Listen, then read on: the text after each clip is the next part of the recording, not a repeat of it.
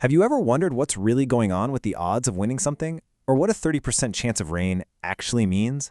Well, believe it or not, there's a really simple and elegant math behind all of it. In this explainer, we're going to pull back the curtain on the rules of probability, the kind of hidden language that's running in the background of our lives every single day. Let's get into it. Here's how we're going to break it down. We'll start by getting the hang of the basic lingo, the language of chance. Then we'll build up our probability toolkit and see what happens when events are totally separate from each other. After that, we'll unleash the simple rule of and to solve some fun puzzles.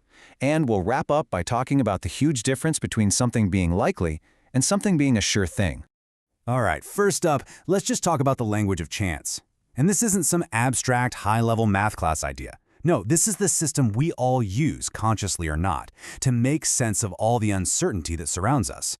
And here's the thing, you already speak this language, probably without even realizing it. Anytime you check a weather forecast, see the betting odds on a big game, or cross your fingers hoping for that rare drop in a video game, you are thinking in terms of probability. All we're going to do today is show you the simple math that makes it all tick. So if we really want to get a handle on this stuff, we need a toolkit. But don't worry, this isn't complicated. It's really built on just a few core ideas that are honestly super intuitive once you see them. The first tool in our kit is the outcome. It's exactly what it sounds like. It's just any single possible result of something happening. So you flip a coin, getting heads, that's an outcome. It's as simple as that. Okay, so the next tool is the sample space. Think of this as the big picture. It's the complete set of every single thing that could possibly happen. So for that coin toss, the sample space is just heads, tails. That's it. That's the entire universe of possibilities for that one flip. So, how do we actually calculate a probability? You're going to love this. The formula is beautifully simple. You just take the number of outcomes you want to happen, and you divide it by the total number of things that could happen. It's really just a basic fraction. Let's apply that to our coin toss. What's the probability of getting heads? Well, there's one outcome we want, heads. And there are two total possibilities, right? Heads or tails. So the probability is just 1 out of 2. That's the core idea right there. Okay, now we're getting to what is probably the most crucial idea in this entire explainer, understanding when events are independent. I'm not exaggerating here. This one concept is the key that unlocks pretty much everything else in basic probability. Let's break this down with a really clear example. Imagine you're drawing a tile from a bag.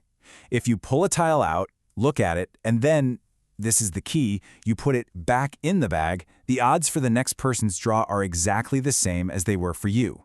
The events are independent. But if you pull a tile out and you keep it, everything's changed. The sample space is different now. The second draw completely depends on what happened in the first one. So, here is the key question you should always ask yourself. Does the outcome of the first event change the probabilities for the second event? If the answer to that question is no, then boom, the events are independent. And that's our focus from here on out. Okay, so now that we know how to spot independent events, we get to the big reveal. This is the powerful but super simple rule for calculating the odds of both of them happening. And here it is. It's called the multiplication rule. All it says is, if you want to know the probability of event A and event B both happening, and you know they're independent, you just multiply their individual probabilities together. It is so elegant, so powerful, and just incredibly useful. Let's put it to work right away. What's the probability of flipping a coin and getting heads and rolling a die and getting a 6? Well, the probability of heads is 1/2. The probability of rolling a 6 is 1/6. Since they're independent, we just multiply them, and we get 1 chance in 12. Easy. Now that we have this amazing little rule in our back pocket, we can move from these simple examples to solving some genuinely interesting puzzles. This is really where the fun begins. So let's tackle a classic, rolling 2 6s. This table here shows all 36 possible outcomes you can get when you roll 2 dice.